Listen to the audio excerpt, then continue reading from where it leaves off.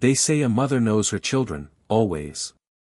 But what if her eyes had never opened? What if her touch became the only truth in a house that forbade mirrors, where windows were shut with brick, and every face carried that same, cursed jawline? It began in the hills of Appalachia, not the kind you see on postcards, but the kind you don't return from, where roads end in gravel and silence speaks louder than any preacher ever could. A place where no graves were ever marked, and no birth certificates were ever filed. Sagging under the weight of its own rot, the house stood alone, guarded by a woman they called Mai. For 40 years, she hadn't seen the sun, not by choice, but because her eyes had withered away in their sockets, as if refusing to witness what she had brought into this world. 11 children, they say she raised, all from her own blood. But the family Bible held only 7 names, and of those 7, 3 were written over in thick, smeared ink, as if the past had tried to erase itself. Before they remember the faces, the locals remember the sounds. Shrieks in the middle of the night. Rhythmic stomping, like someone pacing in circles for hours on end. Long past the age it should have learned to speak, a baby crying. They remember the fence, 8 feet tall, rusted barbed wire twisted around the property like a crown of thorns. But no animals, no dogs, just the faint smell of kerosene and milk gone sour. Most never got close enough to see the children, but those who did wish they hadn't. Pale faces with matching slants, eyes that didn't quite align, hands that were too long, as if built for grasping things they were never meant to hold. And always barefoot, always, even in the snow. They called them the Touchhorn, because Mai claimed she could tell who was kin just by the feel of their skulls. Pressing her fingers to their temples, she would murmur in a tongue no one understood. The child was kept if she nodded. If not, well, the field behind the house never grew anything, not even weeds. There's a photograph, just one, faded, warped by moisture, its corners flaking off if you breathe too hard. A splintered, sagging porch is shown with 7 children lined up like broken dolls, all staring at the camera, except for the smallest one. His head is turned sideways, mouth parted as if mid-sentence, but no one remembers his name. No one even remembers who took the picture. One day it just appeared on the gas station's bulletin board, tacked up under a poster for a missing dog. It was gone by nightfall. What people refused to understand, what they didn't understand, was that this wasn't some family trapped by poverty or tragic misfortune. This was deliberate, intentional, by design. Mai didn't marry out. She didn't believe in it. Disease was carried by outsiders, she said, not illness of the body, but of the spirit. The outside world, she believed, was poisoned with greed, lies, and lust. So she bred her children like cattle, selectively, repeatedly, without shame, not from madness, but from mission. The community whispered, but no one intervened. Not the pastor, not the sheriff, not even the state, because this wasn't Boston. This wasn't Los Angeles. This was Wren Hollow, population under 100 and dropping. The land was harsh, the winters harsher, and people had their own secrets to keep. So long as my clan stayed behind that fence, nobody came knocking. But inside that house, a different story was playing out. No clocks, no books, no mirrors. By mimicking each other, the children learned to speak. They learned to walk by following the patterns worn into the floorboards. By a cousin who wouldn't speak her name aloud, food was left at the doorstep. From roots and mushrooms, medicine was brewed, none of which had names in any medical book. Mai sat in her rocking chair, blind eyes rolled to the sky, and she listened. She always listened. Every cough, every stuss, emblem, every whimper behind a closed door. Nothing escaped her. In riddles, in scripture that didn't come from any Bible printed in Nashville, she spoke. Her voice was soft, but it held a weight that silences a room. The children loved her, feared her, needed her, and that's exactly how she wanted it. The first to try and leave was the youngest boy. They say he was 14, but he looked younger, small-boned, pale as ash, with a face that seemed both too old and too unfinished. Elam, his name was whispered in the breath of an old storekeeper. He'd taken to standing by the fence for hours, fingers wrapped around the wire, eyes tracking the birds overhead. Birds were the only things he ever saw leave and return without punishment. One night in the dead cold of February, Elam slipped through a gap beneath the fence where the earth had caved inward. He didn't get far. 3 miles through the woods, barefoot and shivering, before a man hunting foxes found him. The man took one look at him and didn't ask questions, he just wrapped him in his coat and drove him to town. But Elam didn't speak. Not at first. He flinched when anyone touched him. He stared at his own reflection like it was something foreign. And when a nurse handed him a mirror, he smashed it on the floor, curled into the corner, and screamed a single word, "Mother." By the time child services arrived, Mai had already boarded up the house. No children outside, no movement inside, just silence. The fence had been reinforced with twisted tree limbs and scrap metal. The sheriff knocked once, then again. No answer. Like a corpse unwilling to decay, the house refused to respond. Elam didn't last long in care. He refused to eat unless the food came from a tin can. He cried at the sight of curtains. One night they found him in the group home's backyard, digging a hole with his bare hands. He kept whispering about the unseen ones under the field. He said Mai told them bedtime stories, stories of what happens to children who betray their blood. Then he disappeared, walked out barefoot into a snowstorm, and was never seen again. People in Wren Hollow didn't ask questions. Those who passed the house said they saw figures behind the curtains again, a candle burning in the attic. And sometimes, just sometimes, they swore they heard Mai singing a lullaby with no words, just hums and long, low moans, like the sound of mourning something that had never been born right. In 1974, after an anonymous tip claimed multiple unregistered births had occurred on the same property for over 30 years, a state investigator named Ruth Delaney was sent to Wren Hollow. Ruth wasn't the sort to scare easily. She had worked cases in the worst parts of Baton Rouge, where she'd seen everything from backwoods medicine to ritual abuse. But Wren Hollow unsettled her in a way she couldn't explain. It wasn't just the isolation. It was the way people stared at her, not with anger, but with a kind of warning. When she reached the house, Ruth found no welcome.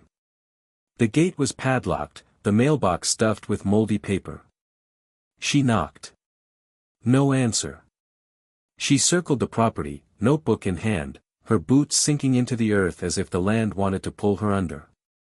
That's when she noticed the dolls, dozens of them, hanging from the trees, made of sticks and cloth. Each one twisted, malformed, some with 3 arms, some with no faces at all, strung with twine and old shoelaces, swaying in the breeze. She took photos, later destroyed in a fire no one could explain. The next morning, Ruth returned with 2 deputies. They forced the door open. What they found inside never made it into any report. The interior was pitch dark. Windows covered with nailed planks. Layers of soot on the walls. Beds were carved into the floors. Straw mattresses were soaked in old blood and something worse. Carvings were everywhere. Symbols, spirals, words in no known language. The children were silent, hiding. When they found them, most didn't run. They just stared, heads tilted, arms limp at their sides as if waiting for instructions. Then they found Mai.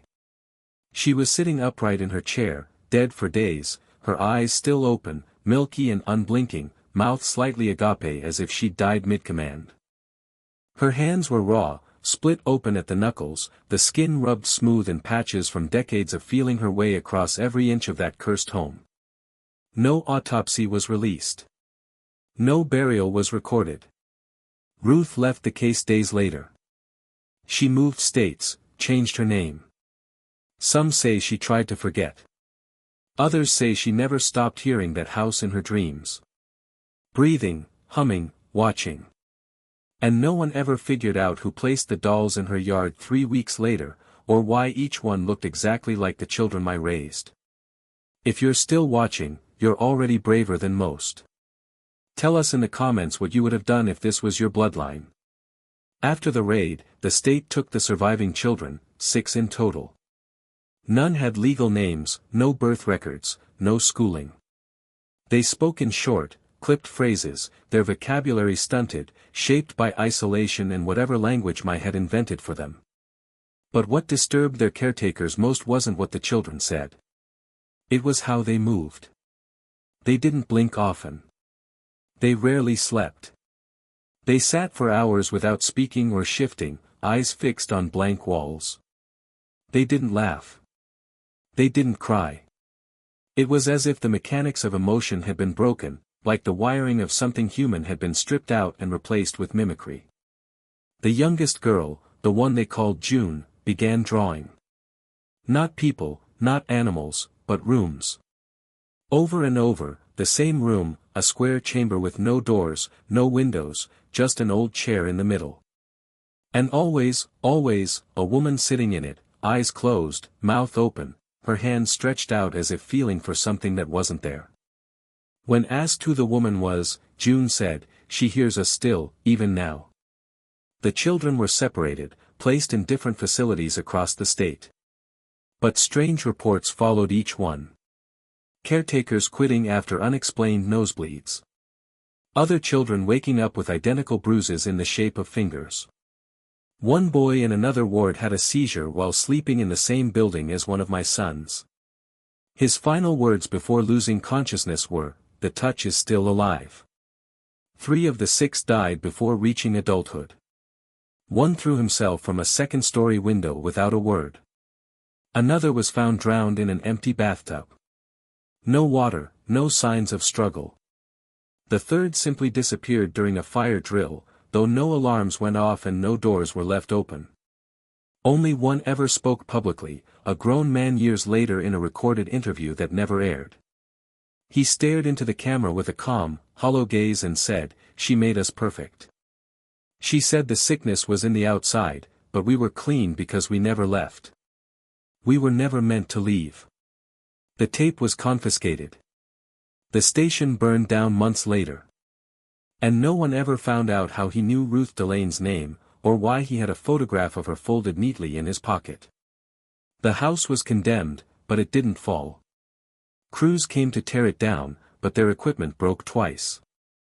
One worker refused to go inside, claiming he heard a child whisper his name from under the floorboards. Another went in alone and came out vomiting, insisting the walls had moved while he was in the hallway. Not shaken by wind, not cracked by age, but moved like breathing, like bracing for something. Eventually, they sealed it, welded steel across the front entrance, nailed shut every opening, poured concrete over the cellar door, but the locals still avoided the road. Even the wild animals steered clear. Birds didn't nest in the trees above it. Stray dogs howled at it from a distance, then backed away without turning around. It sat like that for years, silent, forgotten, unspoken, until 1992 when a pair of urban explorers broke in with a handheld camera. They laughed at first, made jokes about backwoods witches and hillbilly vampires. But within minutes of entering, the footage changes. The tone shifts, their voices lower. They start whispering even though no one else is around. In the footage, they walk through rooms that had no light source, but where shadows move. Not fast, not violent, just moving. One boy, his name was Cal, kept wiping his arms, saying it felt like someone was brushing past him. The other, Mickey, said he kept hearing a rocking chair creaking, even though none were visible. Then the camera tilts. Mickey drops it.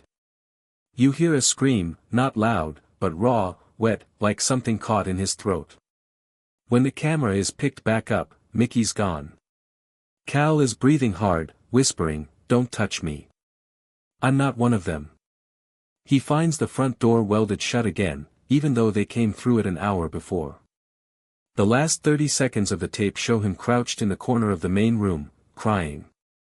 Behind him in the darkness, a voice hums a low, slow, rhythmic lullaby.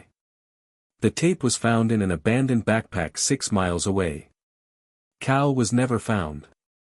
Mickey's bones were discovered 5 years later, scattered in a cave system with no known entrance. Some pieces were never recovered. His jaw was missing. The rocking chair, according to investigators, was back in its place, unmoved. Years passed. Names faded. Files were sealed. Ren Hollow emptied out like blood from a deep wound. Slow, silent, permanent. But the story didn't die. It lingered in whispers, resurfaced in nightmares, and carved itself into the landscape like rot under paint. People talk about my like a ghost, but ghosts don't raise children. Ghosts don't dig their fingers into generations and shape them like wet clay. My was no phantom. She was a design, a force, a belief system in human skin. What she did wasn't madness. It was philosophy, a conviction that the world outside was broken. And only by folding in, folding tighter, generation by generation, could something pure survive. Her children weren't just inbred. They were engineered, hollowed out, soft-spoken, built to never question, built to obey. And when the state tried to scatter them, the roots pulled tighter. They whispered through walls.